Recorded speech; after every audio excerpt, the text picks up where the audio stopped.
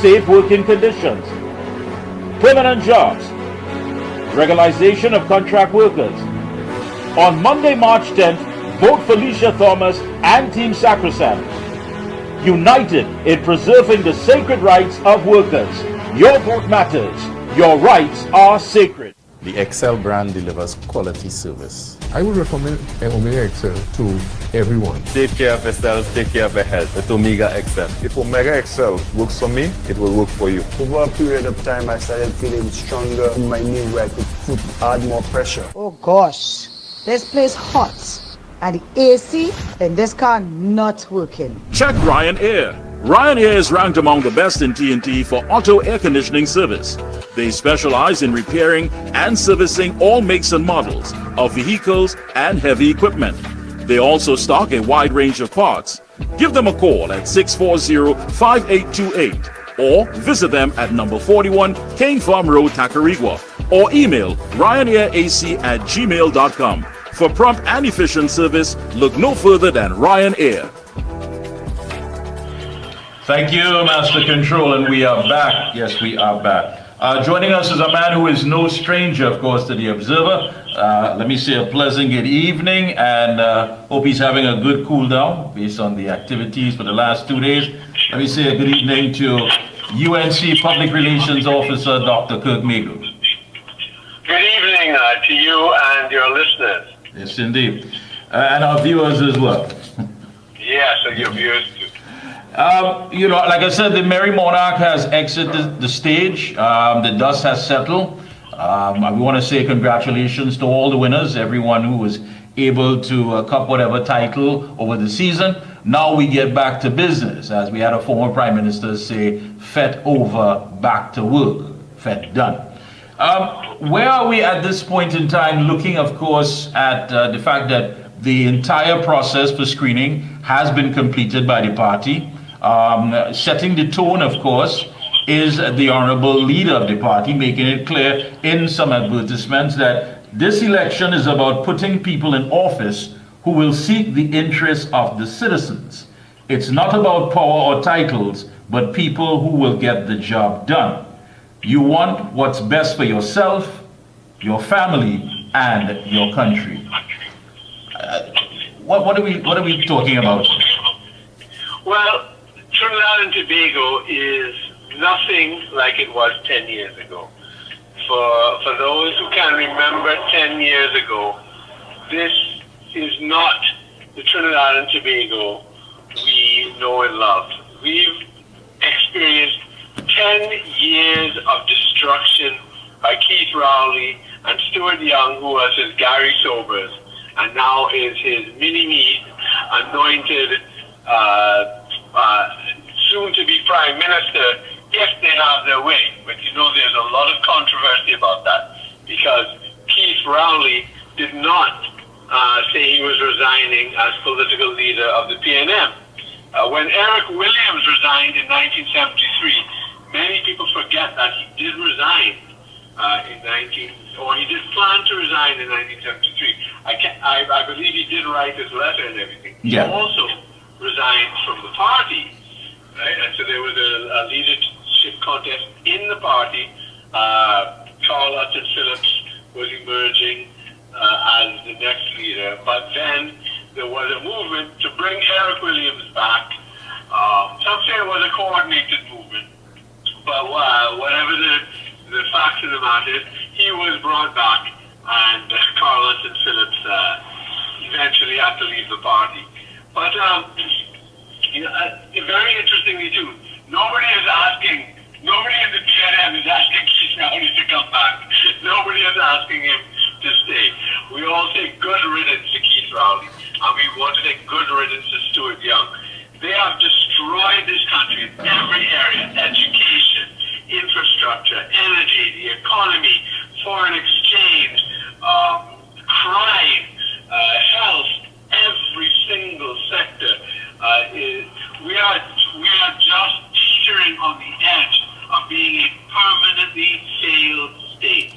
So what this election is, it's a chance for us as Trinidadians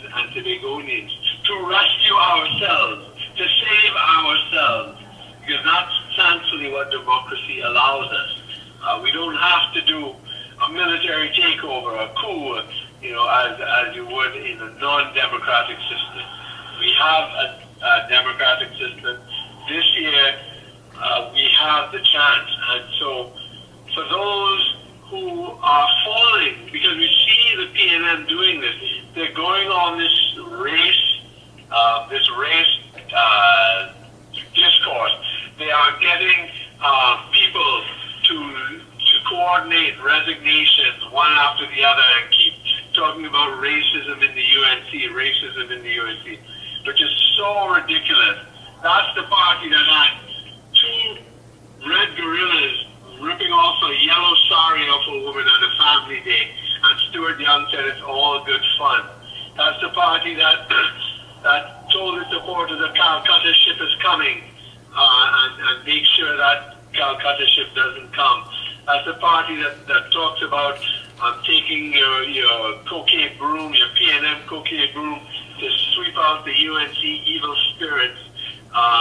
That's the party where Roland Sinanan said that all East Indians who are not in the PNM are corrupt. They always go on about race, and then with Kamala Prasad Desai calls them out on their racism. Then they say she is racist.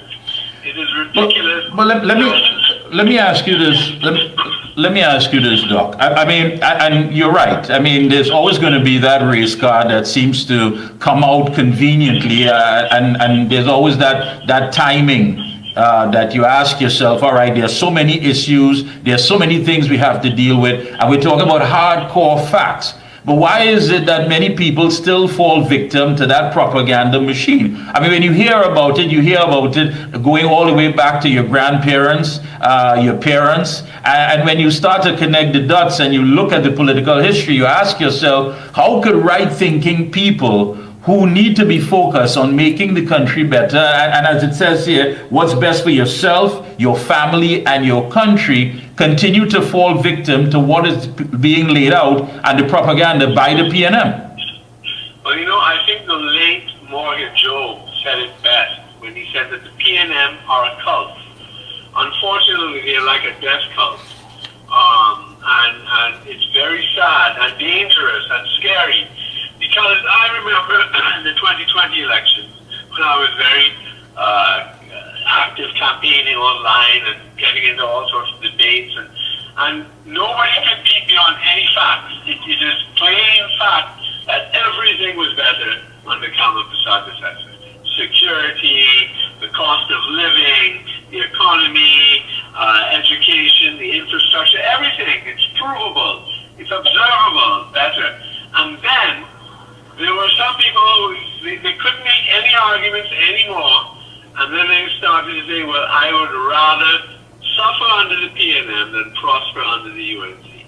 So among a certain group of PNM supporters, not everybody, but certainly a certain group of PNM supporters, it is like a cult that works against your interests. It is like a cult. It's like when Jim Jones told his followers in Guyana to drink the Kool-Aid, and they did, knowing they were dying, and they drank it still. It's a very, very, very sad and tragic situation, but there are people who will consciously vote against their best interest. They will say, I know things was better under Kamala. And so that is a very, very dangerous thing. Yeah. But for others who are rational, for others who can think, for others who can escape that type of conditioning, we welcome them, but we know that the forces, and we also know that there are people who are benefiting from the system, benefiting greatly. The last 10 years have not been 10 years of destruction. It's been 10 years of contracts. It's been 10 years of rental agreements. It's been 10 years of recusals. It's been 10 years of money flowing for them. Record profits for the banks. It's been 10 years of the rich getting richer. And so they are self-interested in a very evil way, and they are looking to consume said that the UNC is the right choice, is the only way we can get out of this morass. But there's a campaign of confusion by people who are benefiting from this system. And I agree. I think they have the agenda just like everyone else. No, I mean, when you look at our political history, we have never really been tied up in any sort of geopolitical issue that we've gotten a backlash.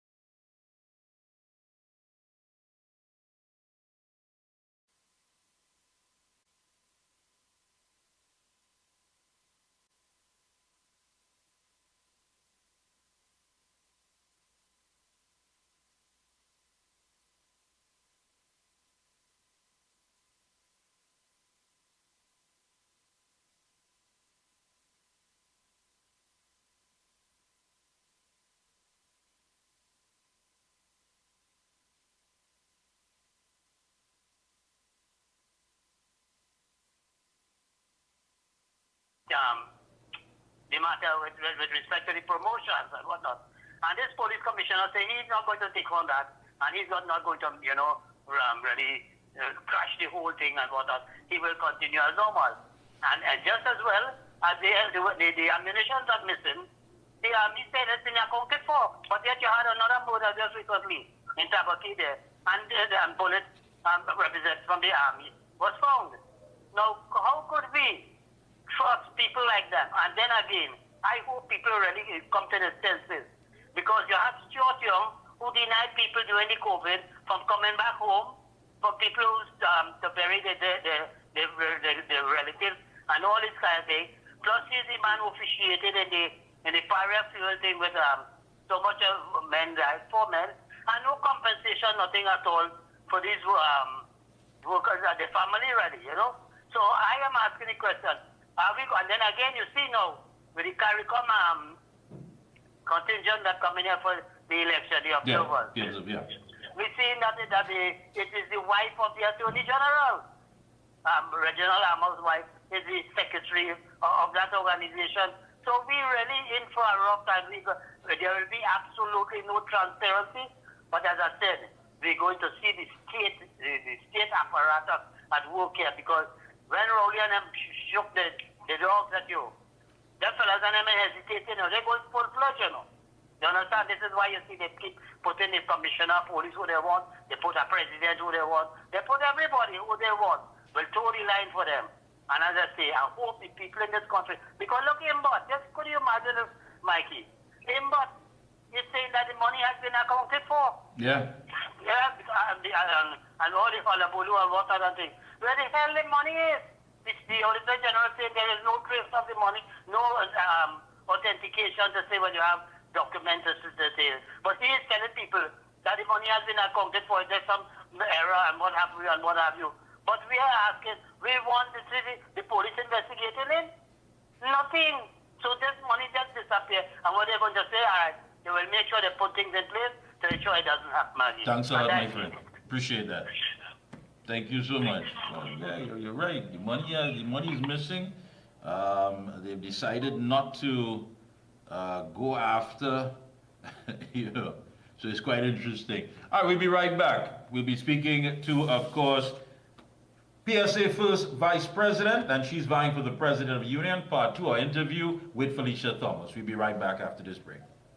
Brand delivers quality service. I would recommend Omega XL to everyone. Take care of yourself, take care of your health with Omega XL. If Omega XL works for me, it will work for you. Over a period of time, I started feeling stronger in my knee where I could add more pressure. Oh gosh, this place hot. And the AC in this car not working. Check Ryanair. Ryanair is ranked among the best in TNT for auto air conditioning service. They specialize in repairing and servicing all makes and models of vehicles and heavy equipment. They also stock a wide range of parts. Give them a call at 640-5828 or visit them at number 41 Cane Farm Road, Tacarigua, or email ryanairac@gmail.com. For prompt and efficient service, look no further than Ryanair. PSA Elections 2025, Monday, March 10th. What the elite hypocrites won't tell you. Salary increases for public servants should at least match the inflation rate to maintain the same purchasing power.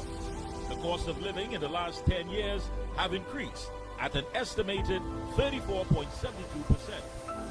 When inflation is higher than your salary increase, you're basically struggling to buy less with your income. That's why on Monday, March 10th, vote Felicia Thomas for PSA President and Team Sacrosanct. Team Sacrosanct will negotiate the ideal salary rating, fairness and job security, safe working conditions, regularization of contract workers. Keep the value and integrity of the PSA intact. Vote Felicia Thomas and Team Sacrosanct. Limiting chronic inflammation is important for so many conditions that occur. I had a lot of pain 4 years ago. I used to have pain in my knees and my hip. Taking it for arthritis. Omega XL saved my life. Then I started to realize, but hey, I could use my hands, I don't have any pain. All in all, I am pleased to say that Omega Excel has worked. PSA National Election 2025, Monday, March 10th.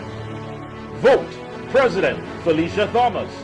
First Vice President Avinash Maharaj. Second Vice President Nova Johnson. General Secretary Kellon Wallace. Deputy General Secretary Marsha Perrier. Industrial Relations Officer Hayden Duke. Industrial Relations Officer Dixie Ann Williams James. Industrial Relations Officer Kester Thomas. Industrial Relations Officer Kerry Ann Bailey.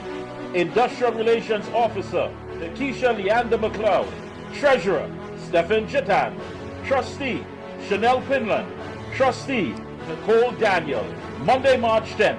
Vote Felicia Thomas and Team Sacrosanct.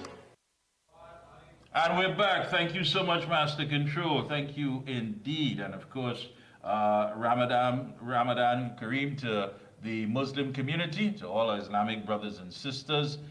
We are in the period of Ramadan. Yes, indeed. A lot is happening in Trinidad and Tobago. So much so that next week, Monday, PSA elections. And the first vice president is back with us. Let me say a pleasant good evening to Miss Felicia Thomas, who is heading Team Sacrosanct. How are you, ma'am? I'm fine, Mikey. Pleasant good evening. All right. You don't sound like yourself. You seem like you're campaigning night and day. Burning the midnight oil. I'm glad to hear that. You got to get the message out, of course. Yes, absolutely. You know, I think there's a lot of that is being said about the fact of this negotiations and the money and what have you. I've had a chance to sit down and start looking at these figures, and I find it to be quite interesting. When you look at the fact of, for example, sorry, a clerk one, yes, like about 5,000 and change a month. Yes. Right. When you start to put that together, the increase in that may be less than $200. Yes, it's less than $200. The clerk one in the public service salary is about $5,049. With the 4% increase without the consolidation of COLA for the 2 periods as offered by the government, that person's salary increases by $204. So for a period of 6 years, you would have had someone work for the government of this country and only receive $204 increase in their salary. And, you know, you would think that when persons say to you that, you know, the little back pay could do something. Yeah. The back pay as at December 31st, 2024 amounts to $18,322 thereabouts. But to put context to that, Mikey, and to the viewers, that means that had we settled negotiations within the period 2014 to 2016, that person's back pay would have been $1,212. And the reason why you are now seeing a figure of 18,000 is because they have owed you that from since 2014. So the money keeps piling up, and it somehow they think that what you would have rejected back in 2014, that you would now come in 2025 and say, yeah, give me it, it's looking good. Yeah, and that's the thing, and comrade, the thing about it is that, all right, 18,000, yeah, I mean, when at a time when you're vulnerable, I mean, you're looking fit, you can't get it, 18,000, that lump sum, it sounds good. But when you start to really look beneath the surface and try to see what's going on, really and truly, you're selling yourself short. Mikey, they have suffered workers for years in this country, hoping that when they say start negotiations, that workers would be so desperate that they wouldn't even think about the value of their money. What put context to what is being placed to them? They were hopeful that workers will just say, just give me it, and forget about the fact that, hey, they owing me this since 2013, since 2014, January 1st, 2014. But what is even more worse, Mikey, and I'm not sure if I would have touched on it on the last interview, I want to touch on the cola. Yeah. Because cola is $225. When they say they are not going to consolidate cola, consolidation of cola means that if you had a salary, just to make it simple, of $5,000, your salary moves from $5,000 for $5,225, and then they add your percentage increase. So just by consolidating your COLA for the period 14 to 16 alone, for that clerk in the public service, you have already gained an increase, essentially, of $225. But we're now talking about 2 periods. Now, for the 2 periods, that 4%, the total increase in pay with just the 4% without the consolidation of COLA is $204. With the consolidation alone, without any percentage increase, that person's salary moves to $450. Are workers supposed to ignore that and say, give me that $204? And then, let me just add to that, the back pay on the 4% without the consolidation of COLA, I just said it was $18,322. You know what the COLA is? The back pay on COLA as at the 31st of December 2024 was $51,300. That is what they are trying to rob workers, Mikey. But could you repeat that again? How much? $51,300 is what they are trying to rob workers when they say no consolidation of COLA. That is the back pay on COLA alone for each worker as at the 31st of December 2024. And of course, as the months go by, that figure increases. All right. Now, run me through this, because I know there are a lot of people who are now saying to themselves, wow, listen, it sounds good. You have, when people talk about it, especially your opponents, as though it's this big dream, when in fact it's just a pie in the sky. You have people, bloggers, people all over social media talking about the PSA this, the PSA that, Felicia Thomas, have people thinking this and all that. When in fact, when you get down to it, this really and truly is not, it's a total injustice to the public officers.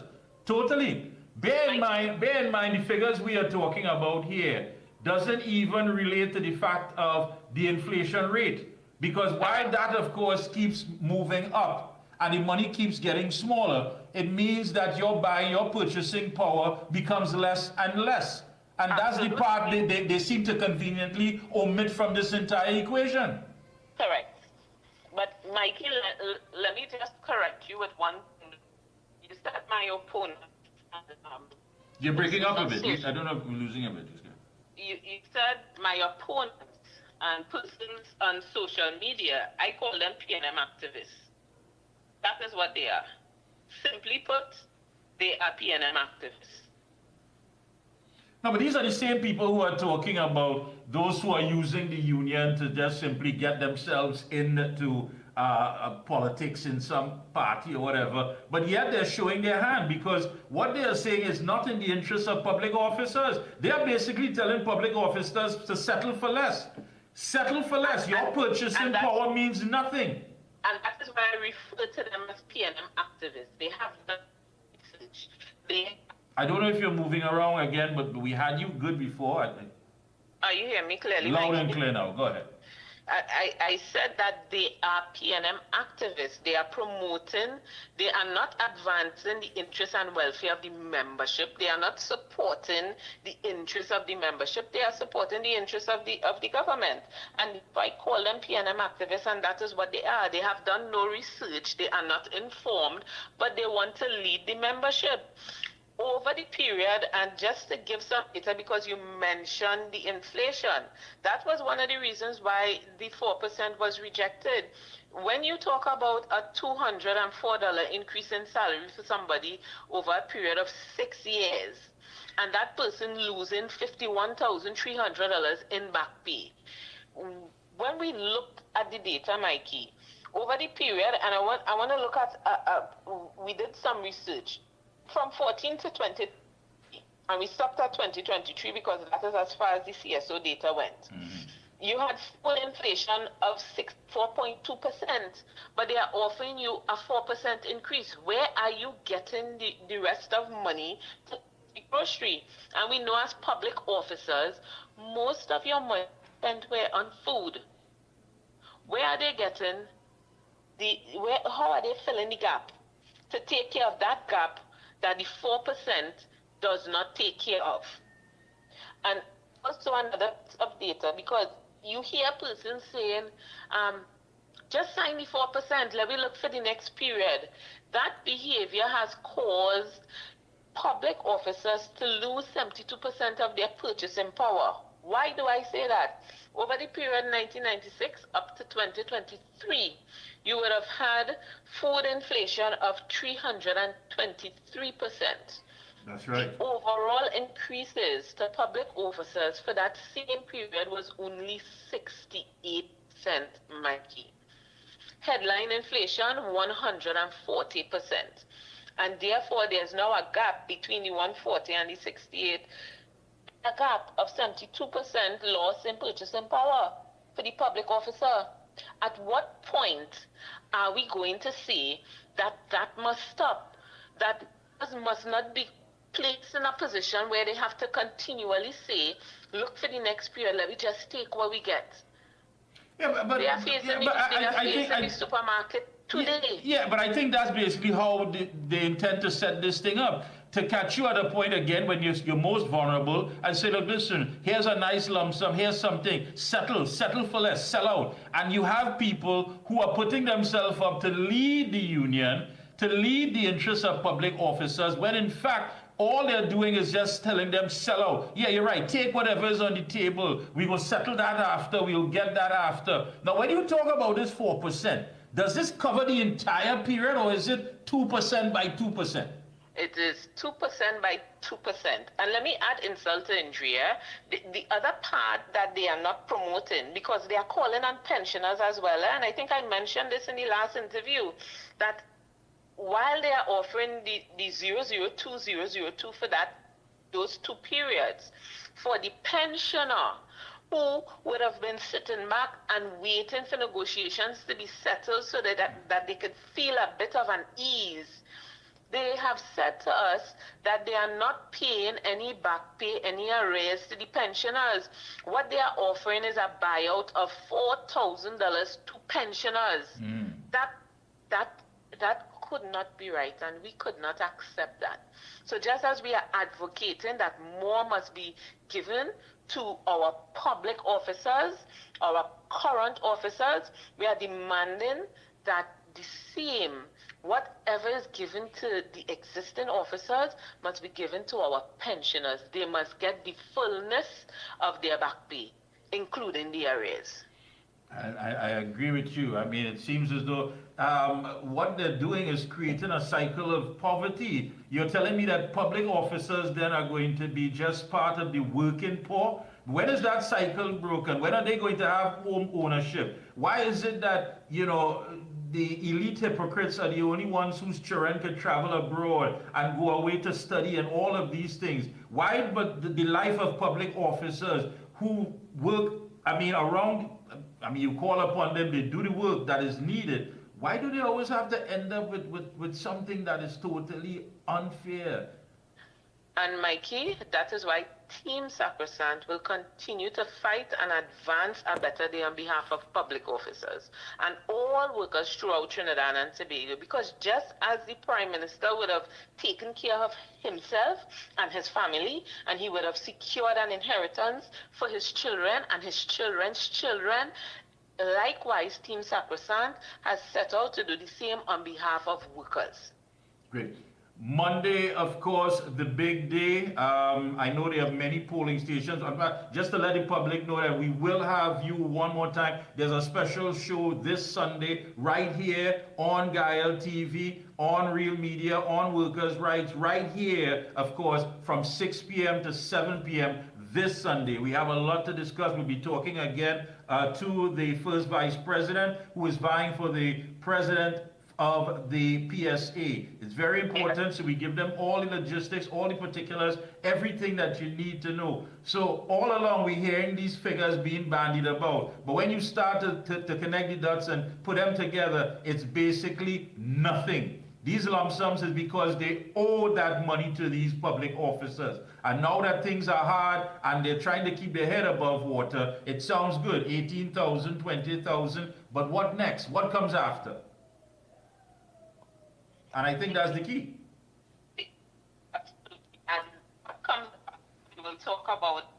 You're breaking up again, so I don't know if you moved. Mikey? Yes, go right ahead. No, yes. I'm saying what comes after, we will discuss that because we would need some time to dive into that discussion. But there is a what's next, and we have mentioned it, but I would want to take some time on another show and dive into the what next, because there is a what next. All right. And Sunday, hopefully, we'll meet some other members of Team Sacrosanct. I know they're out and about, and hear what they have to say because they have a lot to offer. And again, you know, make sure that the integrity and the value of the union is intact. You have to vote Team Sacrosanct. You have to. It's very important. Thank you so much, comrade. Until Sunday, keep the fight up and keep, of course, getting the information out to the people. Thank you so much. Thank you. Hey, folks, don't forget Strong Heart is an all-natural omega-7 supplement that has been shown in clinical studies to be associated with heart health by supporting healthy cholesterol and inflammation levels. Research has shown that increased blood levels of omega-7s is associated with healthy HDL, which is good cholesterol, LDL, bad cholesterol, and C-reactive protein. So, studies indicate that it supports overall heart health, so keep your love muscles strong and pick up your bottle of Heart XL today. Yes, Thursday, we are going to be here tomorrow. That's right, God willing, 7 to 8 p.m. And we're talking energy. We're going to have of course, the Shadow Energy Minister, UNC Shadow Energy Minister, David Lee, and former Energy Minister, Kevin Ramnarai. You would not believe the kind of money, the kind of lies that was told and money that has gone here, there, and it didn't end up in your pocket. It didn't end up in your community. It didn't end up to benefit you or to elevate your lives, but it ended up somewhere.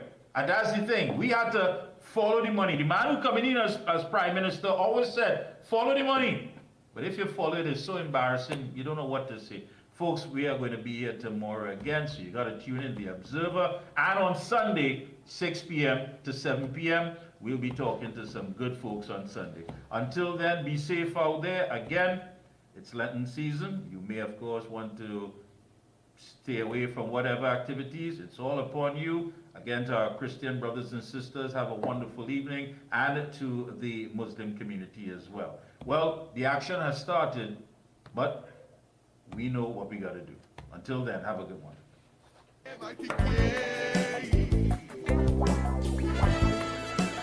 The Observer.